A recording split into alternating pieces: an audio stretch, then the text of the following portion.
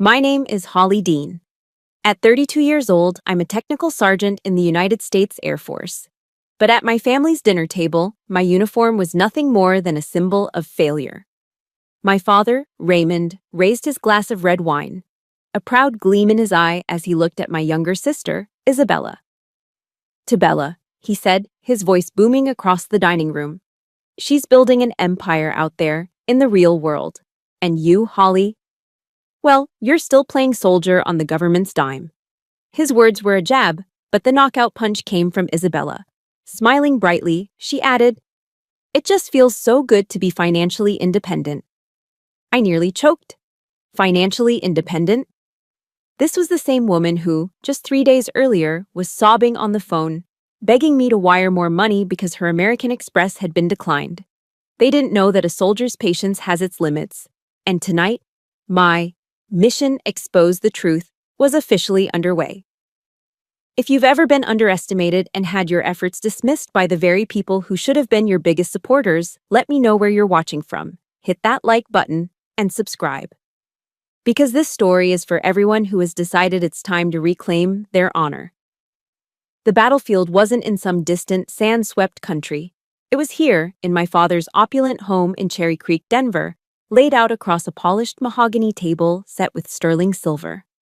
The scent of herb-crusted lamb chops filled the air, but the atmosphere was thicker, more suffocating than any kitchen smoke. This was a familiar war zone, one where the weapons were words and the casualties were invisible. My father, Raymond, launched the first volley. He began his usual toast, a monologue disguised as a celebration, dedicated entirely to my sister, Isabella. "She's a rising star in the retail world," he declared, his voice rich with a pride he never directed at me. "Pulled herself up by her own bootstraps, a true competitor." He gestured vaguely in my direction. "Unlike the military, which is a fine, safe way out for those who don't dare to compete." I said nothing. My training kicked in. I focused on a simple, physical task, cutting my lamb chop. My knife sliced through the meat with methodical precision, a habit from years of maintaining discipline under pressure. I controlled my breathing, a steady rhythm I'd learned to use when the world was spinning out of control. Inhale for 3, hold for 2, exhale for 4. But with every word my father spoke, another needle prick of pain broke through my defenses. I felt like a stranger in my own home, a prop in uniform brought in to complete the family portrait. Jocko Willink's mantra echoed in my head. Discipline equals freedom. I was using all the discipline I had just to keep my composure. But I had to wonder, where exactly was my freedom? Then came the assault from the flank. Isabella, radiant in a designer dress I knew for a fact cost $1,200, basked in the praise. She smiled demurely and began recounting the immense challenges of her job as a retail manager. She spoke of managing a large team and being accountable for multi-million-dollar sales targets. It was a masterclass in corporate buzzwords designed to sound impressive to a retired business consultant like my father. Then she delivered the killing blow, looking my father straight in the eye. "But it's all worth it. It just feels so good to be completely and totally financially independent." I heard the soft clink of my water glass against the plate as my hand trembled. Independent? The word screamed in my mind. The woman sitting across from me, playing the role of a self-made titan of industry, had used a direct transfer from my bank account to buy the very dress she was wearing. I looked into her eyes, past the expensive mascara and the practiced smile, and I saw nothing. A perfect, polished emptiness. It was a brand of betrayal so shameless it hurt more than my father's blunt disdain. His blindness was a tragedy. Her deception was a choice. Raymond, now fully warmed up, continued his performance. He launched into a comparison, his favorite rhetorical tool.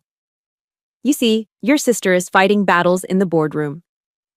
That's the real world. You're tucked away somewhere safe, with the government making sure you have a roof over your head and 3 meals a day." He then brought up a new weapon, a story he'd clearly been saving. Mark Jensen's son, from down the street, just made vice president at an investment bank on Wall Street. Bought himself a new BMW. That's success, daughter, not some pins on a uniform. His words weren't just an insult to me, they were an insult to every man and woman who wore a uniform. To make it worse, he dredged up the memory of Mr. Henderson, an old neighbor and a Vietnam veteran who had struggled his entire life after coming home. "Look at him, Holly," my father said, his voice laced with pity. "The military doesn't teach you how to get rich." I felt the blood rush to my face, a hot tide of fury. But beneath it, a cold, clear anger began to crystallize in my chest. It wasn't the explosive kind, but the patient, enduring rage of a soldier who knows the mission has changed. I could no longer just endure. I had to engage. The dinner finally ended. As we stood to leave, Isabella wrapped me in a brief, stiff hug. She leaned in and whispered, her breath warm against my ear. "Thanks for everything, sis." The two words were empty, a hollow echo of the gratitude she should have felt but never did. I didn't respond. There was nothing left to say. I drove back to my small, functional apartment near Buckley Air Force Base, the contrast between my world and theirs, a chasm. His house was a monument to perceived success. My apartment was a testament to quiet, unseen work. I didn't turn on the lights. I just sat there in the driver's seat for a long time, the silence of the car a welcome relief. Finally, I went inside and sat on the edge of my bed, my eyes adjusting to the darkness. They landed on a small framed photo on my nightstand. It was me at 10 years old, in my green Girl Scout uniform, covered in merit badges. I was standing next to my father, who was beaming with pride in his own freshly pressed suit on the day he made partner at his firm. His arm was wrapped around my shoulders, his smile genuine and warm. It was the smile of a man who saw his daughter, not a disappointment. Where did that man go? The question hung in the silent room, heavy and unanswered. And why, I wondered, was I paying for my sister to play the part of a success, while I was being treated like the failure? Staring at that old photograph, at the ghost of a father's warm smile, I felt the present moment dissolve. The questions from tonight. Why? How did we get here? Pulled me back into the undertow of memory, back to the precise moment the foundation of my life began to crack. It was 2 years ago. A cold, relentless rain was hammering against my apartment window in Colorado Springs, the kind of night that feels heavy, like the sky itself is grieving. My phone rang, and Isabella's name flashed on the screen. I answered and was met not with a greeting, but with a raw, panicked sob. "Holly, I'm in so much trouble," she cried, her voice shredded with hysteria. She confessed everything in a torrent of shame and fear. She was drowning in credit card debt, weeks away from being evicted from her trendy Lodo apartment, and the bank was threatening to repossess her car. The life she had so carefully curated for my father and for her social media followers was a house of cards in a hurricane. "If Dad finds out, he'll kill me," she wailed. "He'll think I'm a failure." That was the word that did it. Failure. The one label my father used as his ultimate weapon. And in that moment, my instincts as an older sister and as a soldier trained never to leave a comrade behind, took over. I agreed to help. But I wasn't a fool. I laid out clear terms, conditions of surrender. I would send her $4,000 a month, enough to cover her rent, her car payment, and her basic needs. It wasn't a blank check. It was a lifeline, designed to get her back on her feet. In return, she had to promise me she'd take a financial literacy course and start living within her means. She agreed instantly, her voice thick with tearful promises. Listening to that memory now, those promises sound like the punchline to a very cruel joke. That phone call wasn't a one-time rescue mission. It was the beginning of a silent, one-sided war of attrition, fought entirely on my end. I remember the following spring, my unit was planning a trip to Hawaii for a week of leave. Sun, surfing, a break from the relentless pace of military life. I had the money saved, the flight picked out. But then Isabella called, needing an emergency deposit for a business trip that would supposedly launch her career. I canceled my flight. I transferred the money. And I spent my week of leave working overtime, packing boxes for my side business. That business, Mountain Peak Essentials, was born out of necessity. It was my second front. After a full day on base, coordinating millions of dollars in logistics, I would come home and start my second shift. My small living room became a warehouse, stacked high with inventory. I'd work late into the night, fueled by black coffee, packing orders, answering customer emails, and negotiating with suppliers in Asia at 4 in the morning. Meanwhile, on Instagram, Isabella's life was a fantasy. A weekend ski trip to Aspen. A new designer handbag casually displayed on a table at a Michelin-starred restaurant. Every glossy, filtered photo was a knife twist, because I knew it was my sweat, my sacrificed vacations, my sleepless nights that were funding that illusion. The worst part was her silence. In all those family dinners, through every condescending remark my father made about my career, she never once spoke up. She never defended me. She just sat there, smiling. A silent accomplice to my public diminishment, all while cashing my checks. But the deepest scar, the one that still aches on cold nights, was carved on the day of my officer training school graduation at Maxwell Air Force Base in Alabama. It was one of the proudest moments of my life, the culmination of months of grueling physical and mental challenges. I had mailed my father and Isabella plane tickets weeks in advance. I imagined them in the stands, watching me, finally seeing me for who I was. They never came. My father called me the morning of the ceremony. His voice was rushed, businesslike. "Holly, something's come up," he'd said. "Bella has a once-in-a-lifetime networking opportunity at a conference in Vegas. I have to be there to support her." The excuse was so plausible, so perfectly aligned with his priorities, that I almost believed it. I stood on that parade ground, the Alabama sun beating down on my new uniform, surrounded by the joyous cheers of thousands of other families. I watched as new lieutenants were embraced by their parents, their siblings, their partners, and I stood alone, an island of silence in a sea of celebration, feeling a hollowness so profound it almost brought me to my knees. A week later, the truth appeared on my Instagram feed. It was a photo of Isabella, grinning, holding a fan of cash next to a slot machine at the Bellagio. There was no conference. There was no networking event. There was only a lie, wrapped in selfishness, that had cost me the one moment I had truly wanted to share with them. The memory fades, leaving me back in the quiet darkness of my apartment. My mom's voice, a soft whisper from a memory even further back, comes to me. On one of her last good days, she had squeezed my hand and said, "You're the pillar of this family, my girl. Be strong." Her words, meant as a blessing, had become a curse, a command to bear any weight, no matter how crushing. But a pillar can't stand if its foundation is constantly being chipped away by disrespect and lies.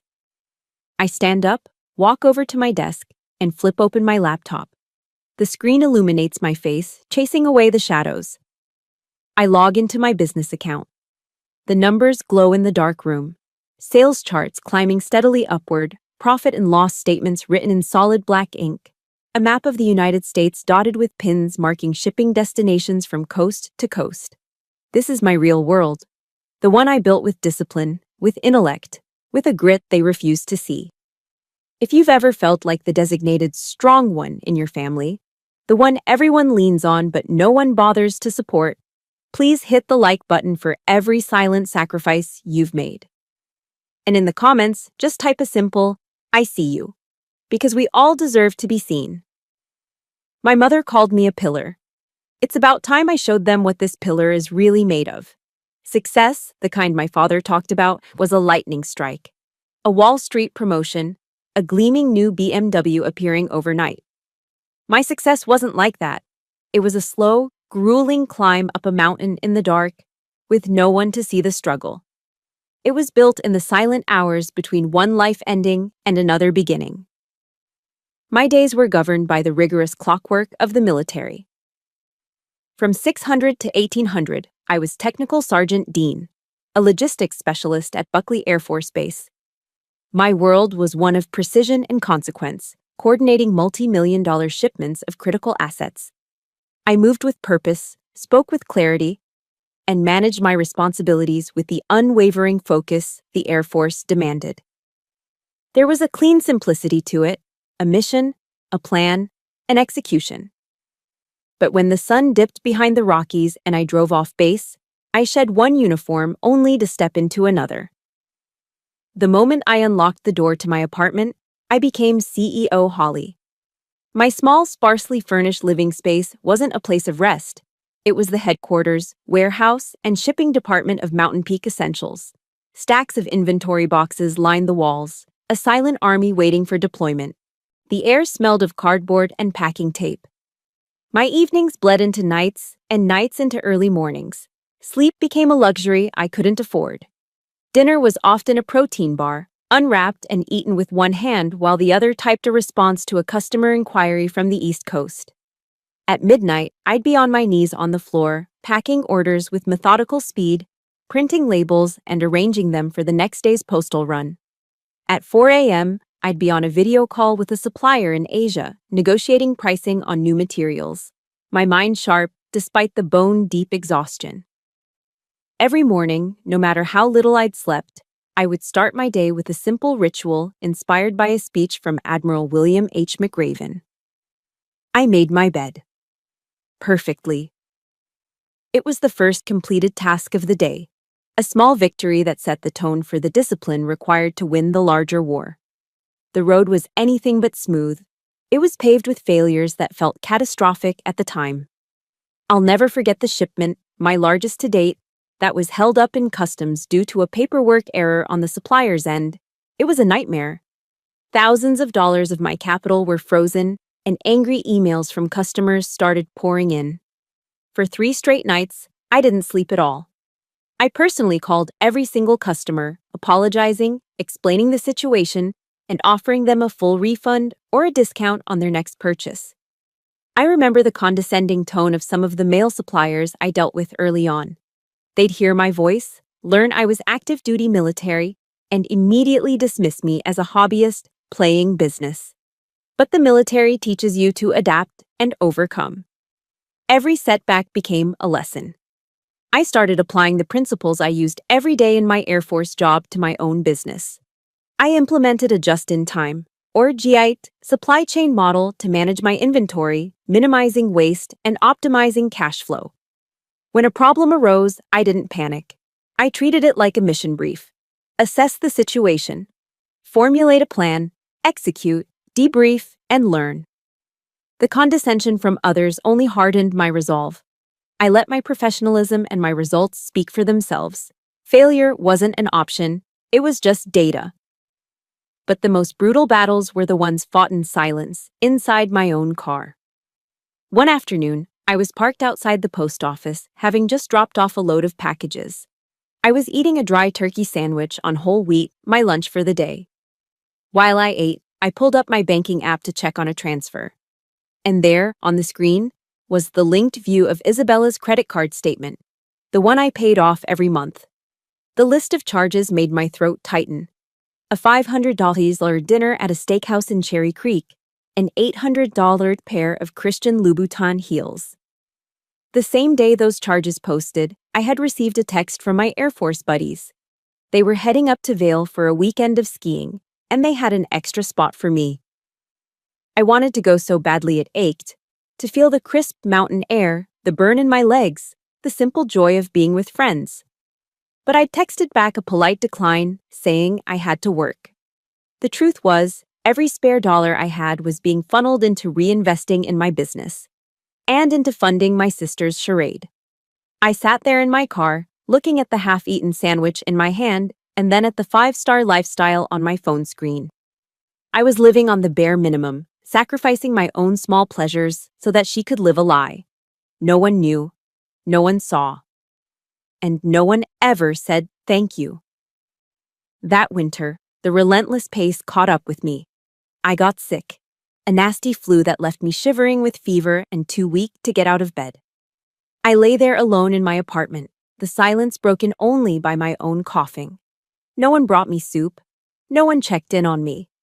Out of a morbid curiosity, I picked up my phone and scrolled through Instagram. There was a new post from Isabella. It was a picture of her wrapped in a plush white robe at a luxury spa, a serene smile on her face. The caption read, "A little self-care is so important for my mental health." The spa day was paid for with the money I'd sent her just last week. I closed my eyes, the bitter irony a poison in my system. Just as I was about to surrender to despair, my phone buzzed with an email notification. I almost ignored it, but something made me open it. The subject line read, "Inquiry from an admirer of Mountain Peak Essentials." It was from a man who ran one of the most popular outdoor adventure blogs in the country. He wrote that he had randomly bought one of my backpacks for a hiking trip in Utah and had been, in his words, absolutely blown away by the quality and design. He wanted to feature my company, my story, in a detailed review on his site. I read the email once, then twice, then a third time, letting the words sink in. A small, unfamiliar sensation started to form on my lips. A smile. It wasn't wide or joyous, but it was real. It was recognition. Not from family, not from someone who was supposed to care, but from a complete stranger who judged me solely on the merit of my work. It was a single, tiny light at the end of a long, dark tunnel.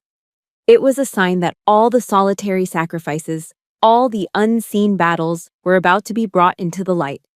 For years, I had operated under the assumption that I was completely alone in my fight.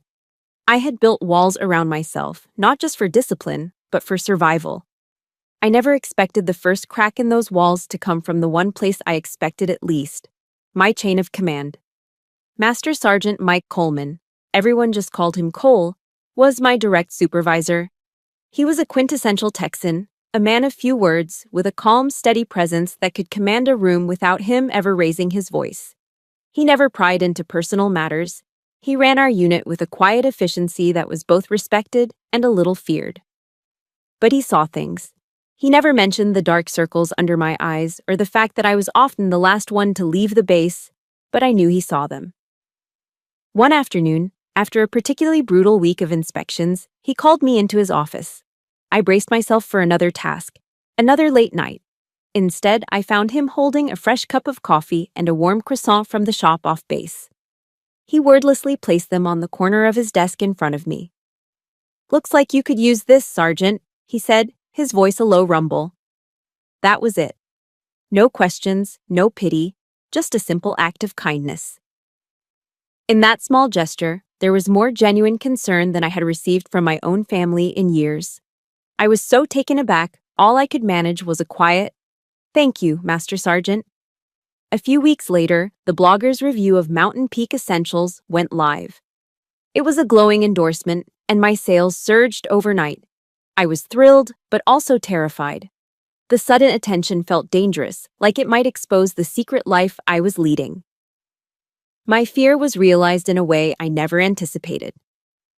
Cole walked into my workspace the next morning, a familiar-looking backpack in his hand. My backpack.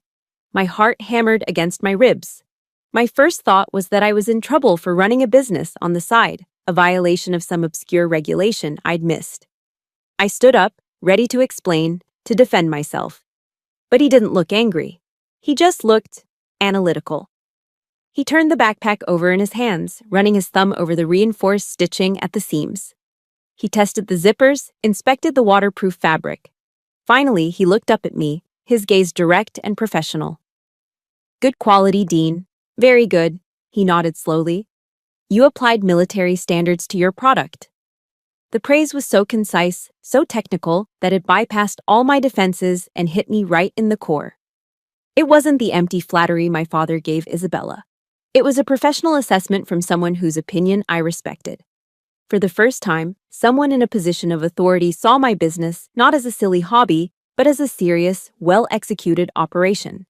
He saw the excellence I strove for, the same value we were taught to uphold in the Air Force: excellence in all we do. The real test, however, came as the holidays approached. Thanksgiving was a lonely time on a military base for those who couldn't go home. My father called, but it was a brief, perfunctory conversation to inform me that he and Isabella were flying to Cancun for the week. There was no invitation, not even a hint of one. I had already resigned myself to spending the holiday working, processing the new influx of orders. Just as I was sinking into that familiar feeling of exclusion, Cole appeared at my desk. He leaned against the frame, arms crossed. "My wife, Maria, is deep frying a turkey, Southern style this year," he said, his Texas drawl more pronounced than usual. It's a whole production, and you ain't allowed to say no. That evening, I found myself stepping into a world I'd only ever seen in movies. The Coleman house was warm and loud, filled with the smells of roasting turkey and pecan pie, and overflowing with the easy laughter of a family that genuinely enjoyed each other. His kids, a teenage son and daughter, greeted me with enthusiastic hugs. His wife, Maria, a woman with a smile that could melt a Colorado winter, immediately handed me a glass of sweet tea and pulled me into the kitchen. They didn't ask me about my rank. They didn't ask about my salary. They asked about me. They asked about my travels, about the funniest thing that ever happened to me on base, about my dreams for my business. I sat at their crowded table, passed mashed potatoes, and actually laughed. A deep, genuine laugh that felt rusty from disuse. At one point, Maria asked casually about my family. I gave a vague, non-committal answer about them being out of town. A flicker of sadness must have crossed my face because I saw her exchange a quick, knowing glance with her husband. They didn't push. They just seamlessly changed the subject.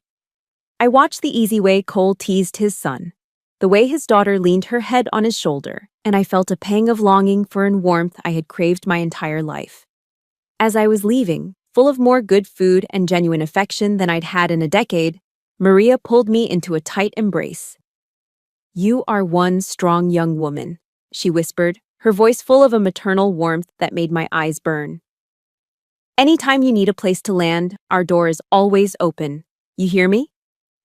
I managed to nod, my throat too tight to speak. I got into my car and just sat in their driveway for a moment, the sound of their family's laughter still echoing from the house. And then, for the first time in a long time, I cried. Not tears of sadness or frustration, but tears of overwhelming gratitude.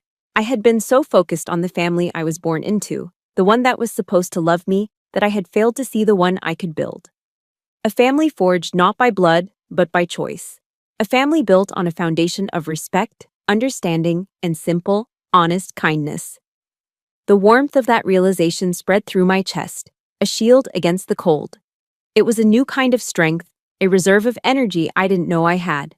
And as it turned out, I was going to need every ounce of it for the storm that was about to break. The warmth from Thanksgiving at the Colemans' house had lingered within me for days, a low, steady flame warding off the encroaching cold of my reality. For the first time, I felt a sense of peace, a belief that I could build a life defined by my chosen family, not the one that had consistently failed me. That peace, I was about to learn, was fragile. I was in my makeshift warehouse, my living room, doing a late-night inventory check when my phone buzzed, shattering the silence. It was my father, calling from Mexico. I could hear the faint sound of mariachi music in the background. His voice was unnaturally cheerful, laced with the forced joviality he used when he wanted something. "Holly, sweetheart, it's paradise down here. You should be with us." The invitation was so hollow it barely registered. It was the conversational equivalent of a Trojan horse, and I knew what was hidden inside. After a few minutes of superficial pleasantries about the weather and the resort, he got to the point. His voice shifted, taking on the conspiratorial tone of a man about to reveal a secret to immense wealth. "Your sister has stumbled upon a golden opportunity," he began. "A premium retail space just opened up in Cherry Creek North. The foot traffic is incredible. This is it, Holly. This is the breakthrough she needs to take her career to the next level." I remained silent, listening to the rehearsed excitement in his voice. My own heart began to beat a slow, heavy rhythm against my ribs, like a warning drum. I knew the script. I knew my line was coming. "Now, the only catch," he continued, his tone becoming more serious, "is that we need to put down a significant security deposit to lock it in, about $50,000, and we need it immediately." He said the number as casually as if he were asking for $50 for gas. I was thinking, you could help us out with that. After all, with your steady job, you must have a decent amount in savings. The air in my lungs turned to ice. $50,000. It was nearly the entire sum I had painstakingly saved to expand my own business, to finally move my inventory out of my living room and into a proper warehouse. He didn't ask. He assumed. He didn't frame it as a favor, he presented it as my duty. Then came the part that made my stomach clench. And you know, with your military record, your credit is pristine. It would be much easier for you to secure a small business loan in your name for Bella's project. Think of it, Holly. This is your chance to truly contribute to the family's success. A memory from a training session years ago flashed in my mind. A class on psychological operations, or ECYOP. We learned to identify tactics of manipulation, distortion of reality, appeals to emotion, guilt tripping. My own father was using a textbook strategy against me. I hesitated, trying to find the right words, but my silence was all the opening Isabella needed. I heard a shuffle on the other end, and then her voice, syrupy and dramatic, filled my ear. Holly? Sis? This is my dream. My one big shot, she pleaded, her voice already cracking. If I get this store, I can finally be completely independent, and I won't have to bother you anymore. The fake tears started then, perfectly timed. I swear I'll pay you back every single penny with interest. Don't you trust me? Don't you want to see me happy? We're family, aren't we? We're family. The words were a weapon, coated in poison. In the background, I could hear the gentle rhythmic crash of ocean waves on a Mexican shore. The sound of their paradise was the sound of my personal hell. They were calling me from a vacation, relaxed and entitled, to demand the fruits of my labor, to ask me to sacrifice my future for her fantasy. I took a slow, deliberate breath. The memory of the Coleman's Thanksgiving table, the easy laughter, the genuine warmth, Maria's embrace, rose up in me like a shield. A real family doesn't put you in this position. A real family protects you. They don't use you as a financial tool. That clarity cut through all the noise, all the guilt, all the years of ingrained obligation. Let me think about it, I said. My voice was colder than I intended, devoid of any emotion. I hung up the phone before they could launch another volley. I didn't scream. I didn't pace the room. I didn't cry. Instead, a terrifying calm settled over me. It was the kind of focus that descends on a soldier in the moments before a battle, when all emotion is stripped away, leaving only the mission. I walked to my desk and sat down in front of my computer. The glow of the monitor was the only light in the room. I opened a new spreadsheet. Methodically, I went through my bank statements for the past 24 months, creating a line item for every single transfer I had made to Isabella. I typed in the numbers, watching the total at the bottom of the column grow. When I was finished, the final number stared back at me. $96,000. Next to the total, I typed a note in the adjacent cell. Non-performing investment. Risk, 100%. The numbers didn't lie. They told a story of manipulation, of sacrifice, and of profound, systemic disrespect. Seeing it all laid out in stark black and white was liberating. The final drop had fallen into an already overflowing cup. I closed the spreadsheet. Then I opened a new Word document. At the top of the blank page, I typed 2 words, a title for the new mission I was about to undertake. It wasn't a plan of retreat. It was a plan of attack. The title was Operation Freedom. The time for silent endurance was over. The time for strategic engagement had just begun. The calm that had settled over me after that phone call wasn't peace. It was the eerie stillness of the air before a tornado touches down. I had created my spreadsheet. I had titled my document Operation Freedom. But a small, deeply conditioned part of me was still wrestling with the guilt. The lifetime of training to be the dutiful daughter, the responsible pillar. I was staring at the numbers on my screen when my phone vibrated on the desk. A new text message from my father. My fingers trembled slightly as I unlocked the screen. The message was short, but it was weighted with the entirety of my family's dysfunction. It read, "Don't be selfish, Holly. Sometimes you have to sacrifice for family. It's what your mother would have wanted." An arctic chill shot down my spine. He had done it. He had crossed the one line that should never be crossed. He had taken the purest thing I had, the memory of my mother, and twisted it into a tool of emotional blackmail. This was no longer about blindness or favoritism. This was a calculated, cruel act of manipulation. In that instant, every shred of guilt, every flicker of doubt within me was vaporized. All that remained was a cold, hard, and absolute clarity. The boundary had been breached. The war was on. My fingers moved with a speed and purpose that felt foreign to me. I didn't hesitate. I didn't second guess. I hit the call button next to his name. He answered on the second ring, his voice oozing a confident satisfaction, assuming his last text had done the trick. "Holly, I knew you'd come around." "Dad," I cut him off. My voice was level, stripped of all emotion. It was the same tone I used on the firing range, calm, focused, precise. My answer to the $50,000 request is no. Not now. Not ever. The line went silent. I could hear the distant, festive music from his resort, a bizarre soundtrack to the implosion of our family dynamic. "What did you say?" he finally stammered, the confidence gone from his voice. "And there's one more thing," I continued, my voice unwavering. "As of tomorrow morning, the $4,000 monthly allowance to Isabella is terminated, permanently." The explosion was immediate. It was as if I had pulled the pin on a grenade he'd been holding. "You selfish, ungrateful child," he roared, his voice cracking with rage. "Do you have any idea what you're doing? You're ruining your sister's future," I let him yell. I listened to the accusations, the insults, the familiar script of my failures.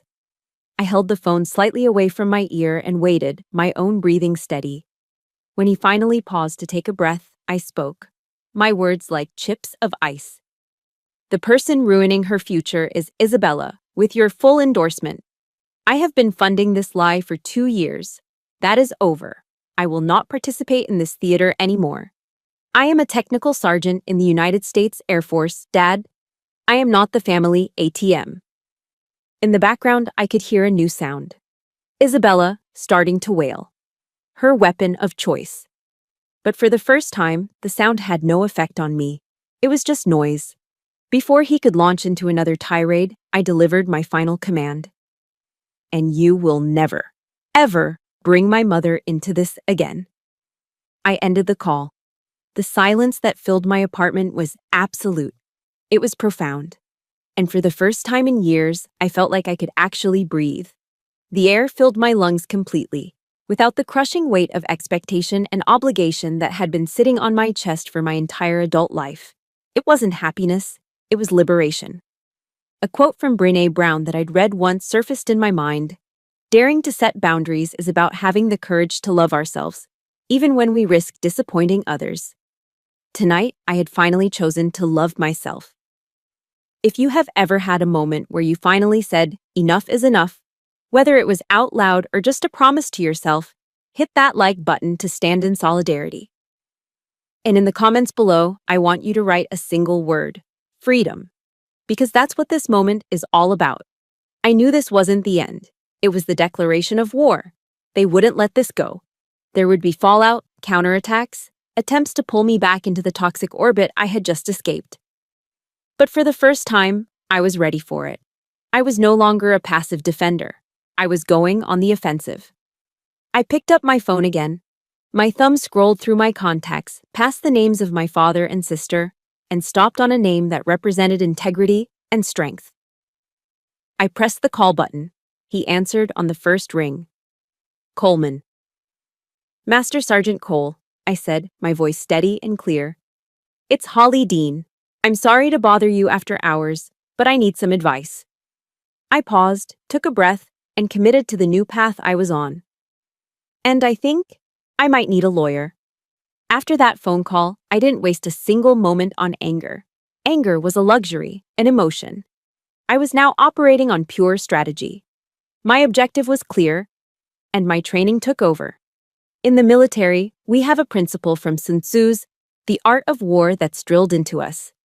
Know your enemy and know yourself, and you will not be imperiled in 100 battles. I knew my enemy's weaknesses, my father's arrogant pride, and Isabella's complete financial dependence, and I was finally beginning to understand my own strength, the undeniable, verifiable truth. The morning after my call with Cole, I met him at a small independent coffee shop just off base. The place smelled of roasted beans and quiet determination. I laid out the entire story for him, from the first desperate phone call from Isabella 2 years ago to the manipulative text message from my father last night. I left nothing out.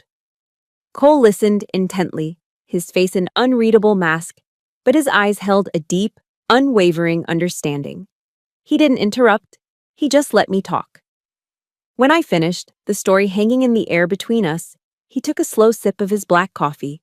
He set the mug down with a soft click and looked me straight in the eye. "It's about time, Sergeant," was all he said. It wasn't advice, it wasn't a command, it was validation. And it was more powerful than 1,000 words of encouragement. He slid a business card across the table. "This is my brother-in-law, David Chen. One of the best family financial litigators in Denver. He owes me a favor." Meeting with David Chen was like shifting from emotional turmoil to tactical precision. His office was minimalist and modern, and he was a man who radiated sharp, decisive energy. I gave him the condensed version of the story. He listened, nodding, his focus absolute. "Emotions don't hold up in court, Sergeant Dean," he said when I was done. His tone was direct, not unkind. "We need data. Hard, indisputable data." Under his guidance, Operation Freedom moved into the intelligence-gathering phase. I spent the next week transforming my apartment from a warehouse into a war room. I printed out 24 months of my bank statements, the paper stacking up on my dining table. With a yellow highlighter, I marked every single wire transfer to Isabella. The glowing yellow lines formed a river of my own sacrifice. Then, I went on the offensive. Using open-source intelligence, or OSINT, skills I'd picked up in training, I began building a comprehensive file on my sister's life. I cross-referenced her extravagant Instagram posts, the designer clothes, the 5-star dinners, the weekend getaways, with the dates of my wire transfers. The correlation was perfect. It was a digital map of her deception, funded by my hard work. I pulled public real estate records to verify the average rent for her luxury apartment building, running the numbers and confirming it consumed nearly 70% of her declared salary. It was an unsustainable fantasy, and I now had the proof. While digging through old digital files for evidence, I stumbled upon something that stopped my breath. It was a forwarded email from my father to an old business associate, dated just after I'd enlisted. He was talking about his 2 daughters. About Isabella, he wrote with glowing pride. About me, he wrote one sentence that burned itself into my memory. "As for Holly, it's a shame. Such a waste of potential." The words confirmed the deepest, darkest fear I'd always held. That in his eyes, my service, my sacrifice, was nothing more than a failure to live up to his idea of success. The discovery didn't hurt me. It was too late for that. It simply fortified my resolve. He needed to face the truth of his own profound misjudgment. But my most powerful weapon, my ultimate ace in the hole, was the very thing they had dismissed: my little hobby. On David's advice, I hired an independent accounting firm to conduct a full, certified audit of Mountain Peak Essentials. A week later, they delivered a professionally bound report. It was beautiful. The cold, hard numbers told a story that no one could deny. Total revenue for the last fiscal year, over $750,000. Net profit, after taxes, just over $400,000. And a line item for federal and state taxes paid, a 5-figure sum that made a mockery of my father's claim that I was living on the government's dime. This report wasn't just proof of my success, it was a tactical bomb, primed and ready to detonate the entire false value system my father had built his world around. In our final meeting before the confrontation, David laid out the plan of attack. "We're not taking this to court unless we have to," he said, leaning forward. "Your objective is to reclaim your honor, not to destroy them. We're going to create a theater where the truth can speak for itself." The plan was elegant in its simplicity. I would call my father and Isabella and invite them to dinner at a restaurant of my choosing, under the pretense of a final discussion about the money. I would orchestrate the entire evening. I would present the facts calmly, methodically, like a military briefing. No raised voices, no tears, just evidence. "Let the numbers do the talking for you," David advised, his eyes sharp. He stood up and shook my hand. "And watch." When their empire of lies crumbles, that will be your victory. I walked out of his office and into the bright Colorado sunlight. I felt no fear, no anxiety, just a profound, ice-cold sense of purpose. The intelligence was gathered, the assets were in place, the mission was a go. I was ready. The battlefield I chose was the Capitol Grill, a high-end steakhouse in downtown Denver. It was my father's turf, the place he took business partners to intimidate them with expensive wine and displays of power. Tonight, I was seizing his home field advantage. I arrived 15 minutes early, dressed in a sharp, understated black blazer. I selected a quiet corner booth that offered both privacy and a clear view of the entrance. When the maitre d' approached, I handed him my credit card. "My party is the Dean party," I said, my voice calm and firm. "I'll be taking care of the check tonight. Please direct all service to me." He nodded, a flicker of surprise in his eyes, before retreating. The first move on the chessboard had been made. Raymond and Isabella arrived with an air of smug confidence, like generals arriving to accept a surrender. They believed this dinner was their final chance to wear me down, to make me see reason, their reason. My father immediately tried to take control, attempting to summon the sommelier. "We'll start with a bottle of the Camus," he announced, not even looking at the menu. "We'll be having water tonight, Dad," I interjected, my voice cutting through his authority. They both stared at me. "We need clear heads for this conversation." The power dynamic in the room shifted palpably. For the first time, I was in command. We ordered our food in a tense silence. The moment the waiter departed, I didn't waste time with small talk. I placed my tablet on the center of the table. Its screen was dark. "I wanted you both to see a few things," I said. My finger swiped across the screen, and it lit up with the first slide of my presentation. The title was simple, clinical. Financial Analysis, Isabella Dean, 2021-2023. Beneath it was a stark bar chart. A modest green column was labeled Annual Salary. Next to it, a towering, monstrous red column was labeled Annual Lifestyle Expenditures. Below the chart, a single, damning number was displayed in bold.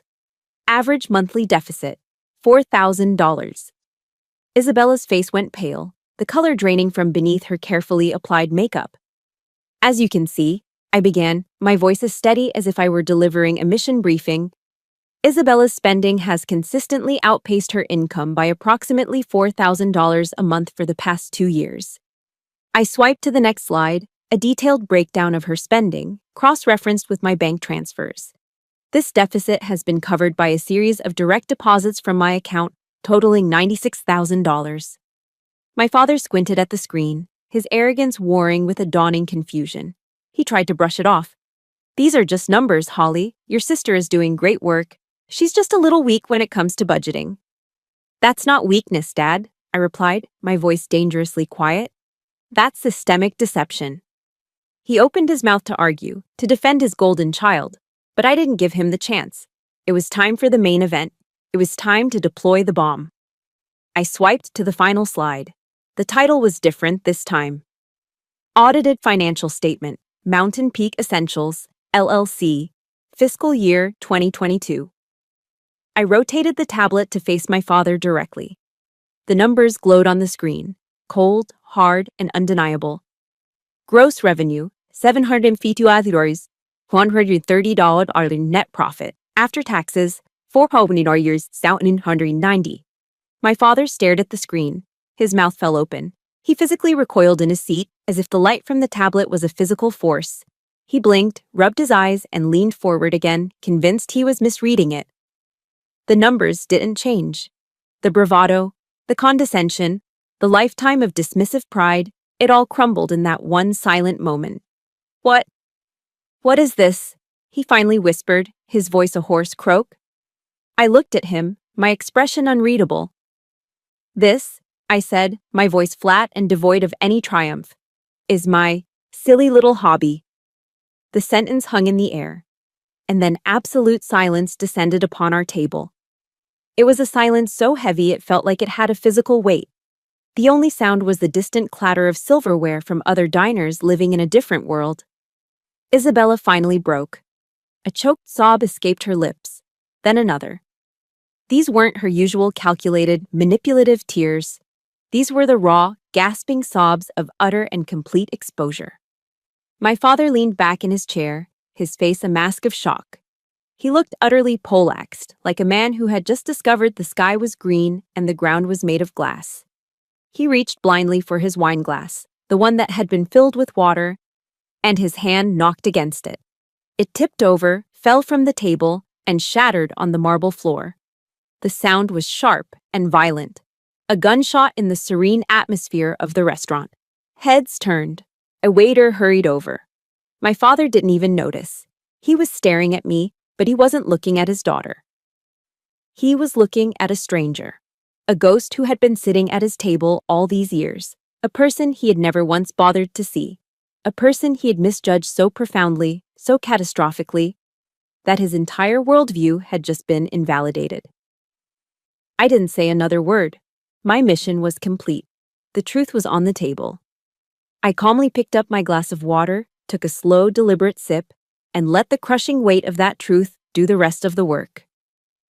The detonation at the Capitol Grill was followed by a strange and deafening silence. In the days after, my phone, which had once been a source of constant, low-grade anxiety, went quiet. There were no pleading calls, no manipulative texts, no demands disguised as family emergencies. The silence was a relief, a vast open space where I could finally breathe. But it was also heavy, filled with the ghosts of what had been shattered. I felt a profound sense of exhaustion, the kind a soldier feels after a long and brutal campaign. The victory I had so meticulously planned for didn't taste sweet. It was hollow, metallic. There was no triumphant parade, only the quiet, lonely task of surveying the wreckage. I had won the battle for my honor, but in doing so, I realized I was also mourning. I was mourning the loss, not of the family I had, but of the family I'd always wished for. The one that was supposed to be a safe harbor, not a minefield. A week into this new, quiet reality, my father called. His name flashed on the screen, and I hesitated before answering, my guard immediately up. But the voice on the other end was one I had never heard before. The familiar boom of his arrogance was gone, replaced by a tired, frail uncertainty. "I haven't been sleeping, Holly," he confessed, his voice trembling slightly. "Those numbers, they just keep replaying in my head." He told me he'd spoken to some of his old colleagues in the business world, men whose opinions he valued. He had described my business, my revenue, my profit margins, without saying it was mine. They had all confirmed the same thing. It was a phenomenal success story. "I've been a fool, Holly," he said, the words sounding rusty and foreign on his tongue. "A proud, arrogant fool. I'm sorry. I was a terrible father to you." It was the apology I'd spent a lifetime waiting to hear, the words I'd fantasized about in my darkest moments of self-doubt. But when they finally came, they didn't bring the healing wave of relief I had expected. They just landed in the empty space inside me, a testament to how much damage had been done. An apology couldn't rebuild a house that had been allowed to rot from the inside out. "I accept your apology, Dad," I said, and I meant it. But I knew, and I think he knew, that it wasn't enough. Isabella, predictably, chose a different approach. A few days later, a thick cream-colored envelope arrived in my mailbox. Her handwriting, a looping dramatic cursive, covered the front. Inside was a multi-page, handwritten letter. It was a masterpiece of performative remorse. She wrote of her deep shame, her utter despair, her newfound clarity. She admitted to every lie, every manipulation. It was all there. But as I read on, her true nature bled through the ink. Tucked between paragraphs of self-flagellation was the real purpose of the letter. "I know I messed up, Holly," she wrote. "But I've learned my lesson now. I truly have. If you could just find it in your heart to help me with a small startup loan, I promise, this time will be different." I finished the letter, folded it neatly, and dropped it into the trash can. It was clear she wasn't sorry for what she did. She was only sorry she got caught. The pattern would never change. I sat in the quiet of my apartment and thought about the Serenity Prayer, a simple verse my mother had loved. "God, Grant me the serenity to accept the things I cannot change, the courage to change the things I can, and the wisdom to know the difference. For years, I had been trying to change them. I had been sacrificing myself on the altar of their approval, hoping they would one day see me.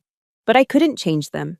My father's deeply ingrained prejudices, Isabella's pathological narcissism, those were things beyond my control. But I could change how I responded. I could change the terms of my own engagement. I knew what I had to do.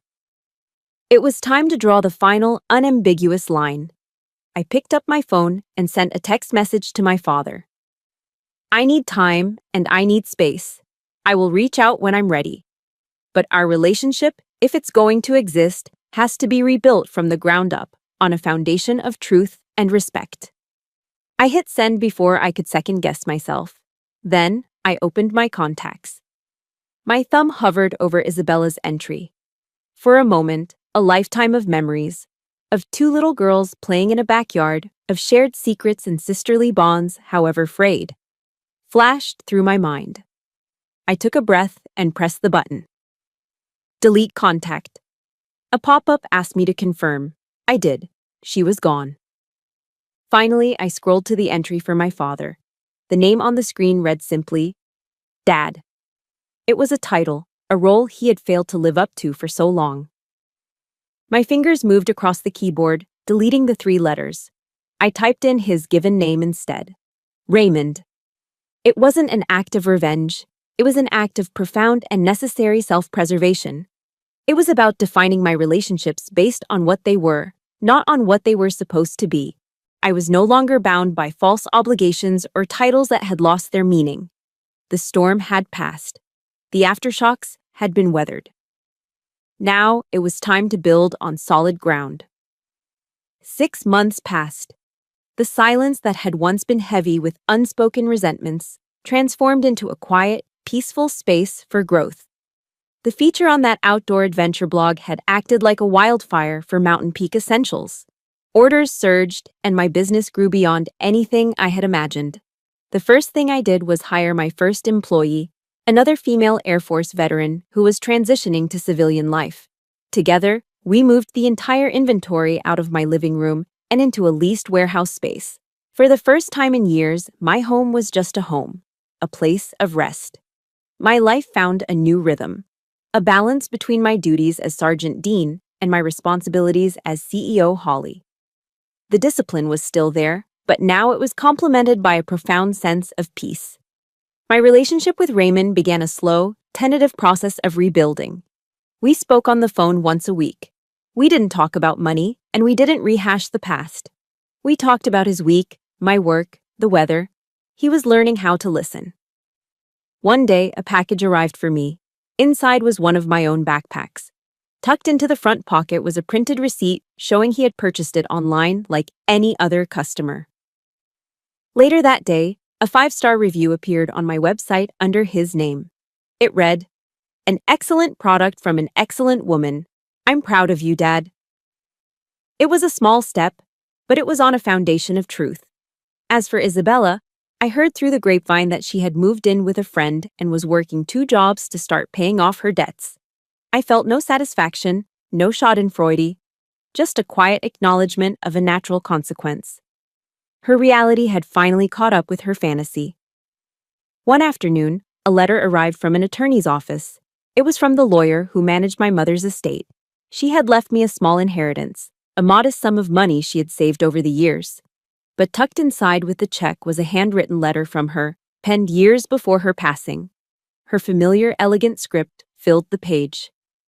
"My dearest Holly," it began, "I have always known you are the strongest among us. I'm writing this to ask you to use that strength not just to endure, but to build something beautiful in this world. Create a legacy of kindness." Her words were a directive from beyond the grave, a final mission brief from the person who had always believed in me. I knew instantly what I had to do. I took her inheritance, combined it with a significant portion of my company's profits, and established a new foundation.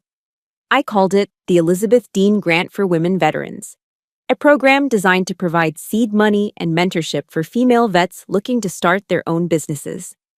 I was taking the pain of my past, and transforming it into a future for someone else.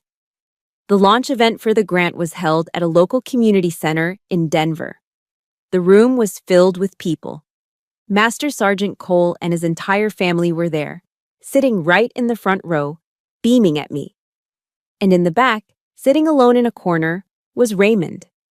He wasn't holding court or commanding attention. He just sat quietly, watching me with an unmistakable look of pride in his eyes. When I stepped up to the podium to speak, I didn't talk about revenue charts or profit margins. I talked about my mother, Elizabeth. I spoke about the quiet strength of women who serve, both in and out of uniform. And I talked about the profound importance of having someone, just one person, who truly sees you and believes in your potential. After the ceremony, as people mingled, a young woman with bright, hopeful eyes approached me. She was the grant's very first recipient. She threw her arms around me in a spontaneous, heartfelt hug. "Thank you," she whispered, her voice thick with emotion. "You've given me a second chance." In that moment, holding this stranger in my arms, I felt a wave of validation so powerful it eclipsed everything else. This was it. This was the recognition that mattered. It wasn't about proving my father wrong. It was about proving my mother right. The story ends here, but my journey doesn't. It ends with me, on a cool, clear morning, hiking a trail high in the Rocky Mountains. The air is thin and crisp, and the rising sun is painting the peaks in hues of gold and rose. I stand at a scenic overlook, looking down at the sleeping valley below and up at the vast, endless sky above. I have fought my war. I have navigated the aftershocks. I have found my peace. I am no longer a shadow, living in the space left by others. I am no longer the reluctant pillar, bearing a weight that was never mine to carry. I am simply Holly, a soldier, an entrepreneur, a daughter who finally learned that the brightest dawn is the one you make for yourself. I smile, a real smile, one that reaches my eyes and fills my soul with a quiet, unshakable joy. And then I turn and continue walking forward, up the sunlit path. That morning on the mountain wasn't just an ending, it was the beginning of everything else. I know my story is just one of thousands out there, each with its own battles and its own scars. Our journeys may be different, but the courage it takes to reclaim our narrative is a bond we all share. It's a reminder that our true worth is never determined by those who refuse to see us. If this story resonated with you, I invite you to be part of this community. A community that believes in turning scars into strength. Please hit that like button, subscribe to the channel, and maybe share this story with someone who needs to be reminded that they have the power to create their own dawn. Thank you for listening.